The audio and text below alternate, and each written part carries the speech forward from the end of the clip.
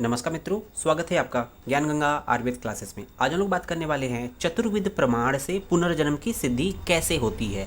इससे पहले लेक्चर में हम लोगों ने बात किया था कि पुनर्जन्म होता है या नहीं होता, इसके बारे में बात किया था। और उसके बाद हम लोगों ने देखा था कि चतुर्विध प्रमाण क्या होते हैं।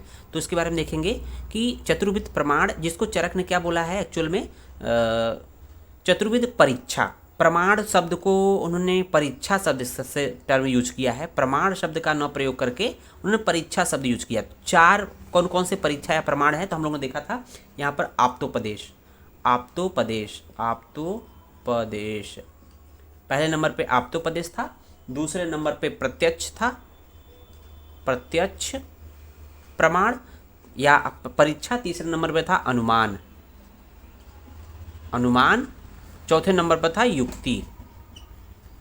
तो ये चार जो प्रमाण है या परीक्षा है, इसी को उन्होंने प्रमाण बोला है, परीक्षा बोला है। चरक ने एक्चुअल में प्रमाण टर्म न यूज करके परीक्षा शब्द का प्रयोग किया। ध्यान दीजिएगा, चाहे प्रमाण पूछे परीक्षा पूछे, दोनों एक ही है। तो पूछा जाता है चरक कितने प्रमाण माने हैं, तो चार माने, या परीक्षा कितनी माने, चार है। आप्तोपदेश, प्रत्यक्ष, अनुमान और युक्ति। अब यहाँ पर बात करेंगे कि इन चारों के द्वारा किस तरह से पुनर्जन्म की सिद्धि होती है, पुनर्जन्म होता है।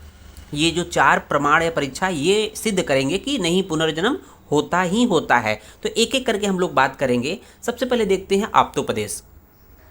यहाँ देख रहे होंगे आप्तोपदेश, प्रमाण से पुनर्जन्म की सिद्धि कैसे होती है, इससे हम लोग सिद्ध करेंगे। तो यहाँ देखेंगे सबसे पहले आप्तोपदेश क्या है। आप्तोपदेश दो शब्दों से मिलकर बना है, आप्त प्लस उपदेश।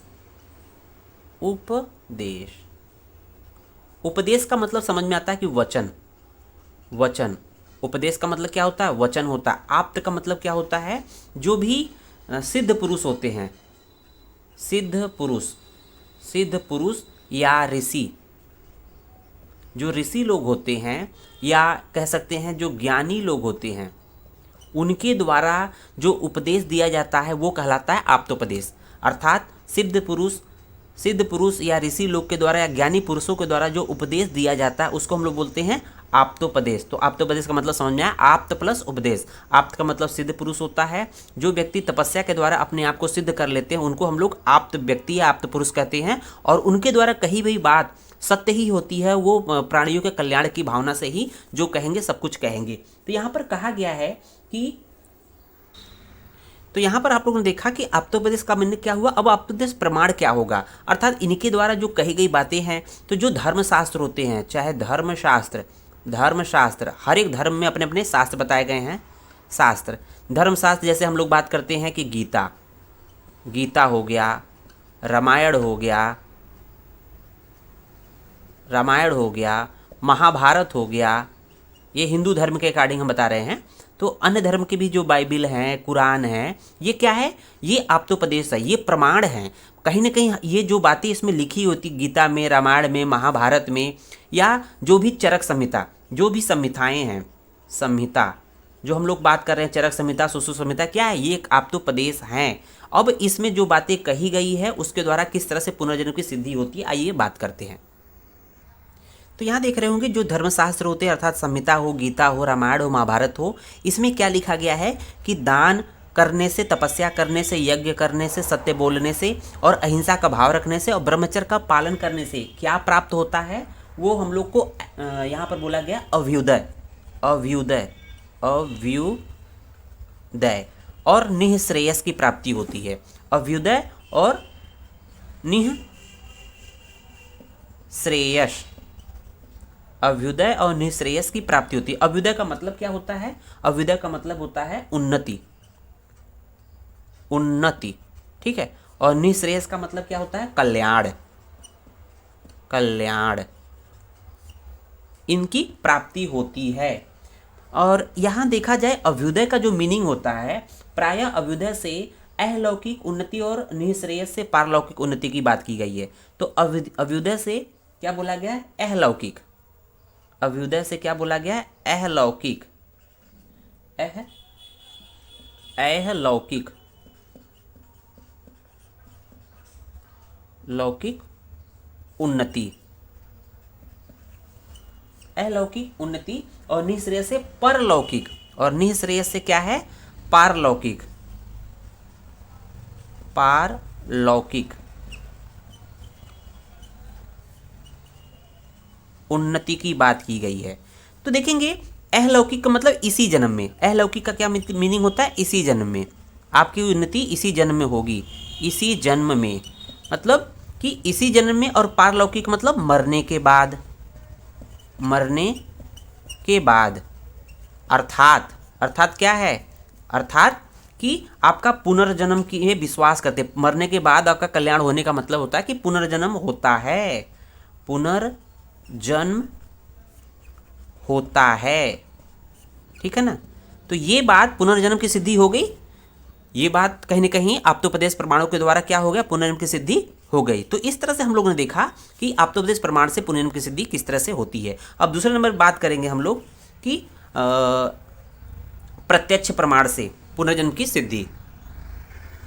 यहाँ देख रहे होंगे कि प्रत्यक्ष प्रमाण से पुनर्जन्म की सिद्धि किस तरह से होती है। तो यहाँ पर प्रत्यक्ष का मतलब जो दिख रहा है उसी के बेसिस पे हम लोग सिद्ध करेंगे कि नहीं पुनर्जन्म होता है। तो हम लोग देखते हैं कि एक ही परिवार में एक ही माता पिता की दो संतानें हैं, चाहे दो भाई हों चाहे दो बहनें हों या एक भाई बहन है, तो कहीं ना कहीं उनमें समानता नहीं है। तो उनका फ्यूचर भी अलग अलग होता है, उनका वर्ड भी अलग अलग होता है, उनकी बुद्धि भी अलग अलग होती है, उनकी आकृति भी अलग अलग होती है, उनका मन भी अलग अलग होता है और उनका भाग्य भी अलग अलग होता है। तो कहीं ना कहीं देखेंगे, पहले पढ़ लेते हैं उसको हम लोग, फिर एक्सप्लेन कर लेते हैं। माता पिता के समान संतानों का न होना, अर्थात एक ही माता पिता की संतानें हैं तो वो माता पिता से मैच नहीं खाती हैं। दूसरी चीज़, दो संतानों का वर्ड, स्वर, आकृति, मन, बुद्धि, भाग्य में अंतर होना। अगर एक ही माता की संतान है तो दोनों को एक होना चाहिए। तो क्यों अलग है, क्योंकि इनका जो पहले के जन्म में उन्होंने जो अच्छे काम किए होंगे उनका वर्ड अच्छा होगा, जो बहुत अच्छा काम किए होंगे, जो बुरा काम किए वर्ड अच्छा नहीं होगा। स्वर, जिनका पहले के जन्म में, इससे पहले के जन्म में ऐसा माना जाता है कि जो अच्छा काम किए होंगे, जो अच्छे रहे होंगे, उनका स्वर अच्छा होगा। और जो जिसकी आकृति अच्छी है, ऐसा माना जाता है कि वो पुनर्जन्म मतलब पहले जन्म में उनकी आकृति वो अच्छा काम किए थे, उनका मन अच्छा होगा, बुद्धि अच्छा होगा, उनका भाग्य भी अच्छा होगा। लेकिन जो गलत काम किया होगा इससे पहले जन्म में, वो सब कुछ खराब जाएगा। उसके बाद देखेंगे उत्तम हीन और कुल में जन्म होना। तो अलग अलग कुलों में जन्म लेना, ये भी कहीं ना कहीं पुनर्जन्म की सिद्धि को सिद्ध करता है। उसका देखेंगे नौकर और मालिक होना। एक ही माता पिता की दो संतानें हैं, एक आगे बढ़कर जो है नौकरी करता है, अर्थात नौकरी मतलब एक तरह से मालिक होता है, बड़े बड़े व्यवसाय खोलता है। दूसरा होता है एक नौकरी करता है, नौकर की तरह काम करता है। तो कहीं ना कहीं इसका कारण क्या है कि उसने पहले के जन्म में, इससे पहले जन्म में उसने जो अच्छा काम किया गया वो मालिक बन गया, जो खराब काम किया था वो नौकर बन गया। अब देखेंगे उसके बाद क्या है कि अशिक्षित, रोना, हंसना, दूध पीना। देखेंगे यहाँ पर है कि जो छोटा बालक होता है, जो जन्म लिया बच्चा होता है, तो उसको कोई सिखाता तो है नहीं कि वो इस तरह से रोना है, इस तरह से भूख लगे तो रोना है और दूध पीना है या हंसना है। तो कहीं ना कहीं ये सब चीज़ें इससे पहले के जन्म में इसको ये चीज़ें, इसका पहले के जन्म का चीज़ें ज्ञात है, इसलिए मानते हैं कि जो अब जन्म हो रहा है इसका मतलब कि इसका पहले ऑलरेडी जन्म हो चुका था। अब दूसरे जन्म में यहाँ पर ये प्रत्यक्ष यहाँ देखा गया है कि जो जन्म लिया वो बच्चा, जो शिशु होता है, रोता है, दूध पीता है, हंसता है। ये सब चीज़ें क्या सिद्ध कर रहा है, पुनर्जन्म को सिद्ध कर रहा है। उसको बाद देखेंगे इस संसार से मृत्यु प्राप्त हुए प्राणियों का जाति स्मर होना। जाति स्मर होने का मतलब क्या होता है कि उसको पहले के जन्म की बातें याद रहती है। कुछ ऐसे ऐसे एग्जाम्पल भी देखे जाते हैं, जगह जगह आपको सुनने में आता है कि फला गांव में वो लड़का पैदा हुआ है, उसको पुरानी पिछले जन्म की बातें याद है। तो इस तरह से हम लोग देखते हैं कि जो प्रत्यक्ष प्रमाण के द्वारा किस तरह से पुनर्जन्म की सिद्धि होती है। आइए बात करते हैं तीसरा, अनुमान प्रमाण से पुनर्जन्म की सिद्धि। तो यहाँ देख रहे होंगे तीसरा, अनुमान प्रमाण से पुनर्जन्म की सिद्धि। तो हम लोग देखते हैं कि अनुमान किसका किया जाता है। अनुमान तभी करेंगे जब किसी का प्रत्यक्ष ज्ञान हो। अनुमान प्रत्यक्ष के बेसिस पे किया जाता है, बिना प्रत्यक्ष के अनुमान आप नहीं लगा सकते हो। कहते हैं ना हम अनुमान लगाते हैं, तो आपने प्रत्यक्ष उस काम को किया है, देखा है, तभी आप अनुमान लगा सकते हैं। छोटी सी बात करूं कि जैसे आपने इमली का नाम लेते ही सभी के मुंह में पानी आ गया होगा। क्यों आया है? क्योंकि आपने इमली खाया है। इमली खट्टा होता है, इमली के खट्टापन से नाम लेते ही आपके मुंह में पानी आ गया। जिस व्यक्ति ने, जिस बच्चे ने कभी भी इमली नहीं खाई हो, क्या इमली का नाम सुना दीजिए या देखने से क्या उसके मुंह में पानी आएगा? नहीं आएगा। तो जिसने खाया है, इसका मतलब जिसने प्रत्यक्ष उसका स्पर्श किया है, उसी के मुंह में पानी आएगा। वही अनुमान लगा सकता है कि नहीं ये इमली है, खट्टी होती गई इसलिए मुंह में पानी आ गया। फिर बात करते हैं बर्फ़। अगर आप देखें गर्मियों के समय में आप बर्फ़ देख लीजिए तो उसकी शीतलता का अनुभव होता है। तो कहीं ना कहीं जिन्होंने बर्फ़ का स्पर्श किया है, बर्फ़ का स्पर्श किया है, टच किया है, तब उसकी शीतलता का अनुमान या अनुभव होता है। तो ये क्या है, आपने स्पर्श का मतलब ये प्रत्यक्ष, बर्फ़ का प्रत्यक्ष स्पर्श किया है तब जाके अनुमान लगाते हैं कि नहीं बर्फ़ ठंडा होता है। उसी तरह से चीनी की बात करें, चीनी अगर आपने खाया है, इसका मतलब प्रत्यक्ष आपने खाया है, तब कहीं न कहीं अनुमान लगाते कि चीनी को देख कर कि ये मीठा होता है। तो इस तरह से ये अनुमान प्रमाण है, प्रत्यक्ष के बेसिस पे किया जाता है। अब बात करते हैं किस तरह से पुनर्जन्म की सिद्धि होती है। तो हम लोग देखते हैं कि गांव में या घर में लोग बातें करते हैं कि कोई व्यक्ति अगर जैसे बात करते हैं कि कोई व्यक्ति अगर अपंग पैदा होता है या बहुत गरीब पैदा होता है, तो लोग ये अनुमान लगाते हैं कि इस व्यक्ति ने पिछले जन्म में बहुत अच्छा कर्म नहीं किया था, इसलिए इसको गरीब ही पैदा होना हुआ, और या तो अपंग हुआ या कोई ना कोई इसने गलत काम किया था पिछले जन्म में। तो ये अनुमान लगाते हैं कि पिछले जन्म में उसने गलत काम किया होगा, तो इस जन्म में इसको ये भुगतना पड़ रहा है। तो इस तरह की बातें हम लोग करते हैं, इससे सिद्ध होता है कि पुनर्जन्म होता है। और जब इसका एग्जाम्पल दें कि फल से बीज का अनुमान, जैसे फल से हम लोग बीज का अनुमान करते हैं कि फल है तो उसमें बीज आएगा, ये अनुमान लगा रहे हैं। और बीज से फल का अनुमान, उसी तरह से बीज से फल का अनुमान, बीज से फल का अनुमान। अगर कोई बीज है इसको बोएंगे तो बाद में फल के रूप में कन्वर्ट होगा। तो कहने का मतलब जो प्रत्यक्ष है उसके बेसिस पे हम अनुमान लगा रहे हैं। इससे सिद्ध होता है कि नहीं पुनर्जन्म सिद्ध होता है, पुनर्जन्म होता है अनुमान प्रमाण के द्वारा। अब आइए बात करते हैं चौथा कि युक्ति प्रमाण के द्वारा पुनर्जन्म की सिद्धि। पुनर्जन्म की सिद्धि में यह युक्ति है कि 6 धातुओं के समुदाय से ही गर्भ की उत्पत्ति होती है। तो जैसा कि जानते हैं कि 6 धातुएं अर्थात पंचमहाभूत प्लस आत्मा के संयोग से ही गर्भ की उत्पत्ति है। तो ये युक्ति है, ये युक्ति प्रमाण के द्वारा ही पता चलता है कि 6 धातुओं के समुदाय से गर्भ की उत्पत्ति होती है।